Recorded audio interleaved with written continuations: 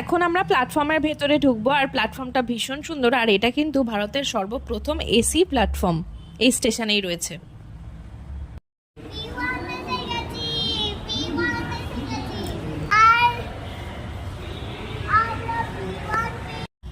তো এটা দুরন্ত এক্সপ্রেস, কিন্তু হামসাফারের কোচ দিয়েছিল, তো একটু ঘাবড়ে গিয়েছিলাম। তো তারপরে ট্রেনে উঠে আমরা এই যে ট্রেন অলরেডি ছেড়ে দিয়েছে, আর সৃজার কাজকর্ম করতে শুরু করে দিয়েছে।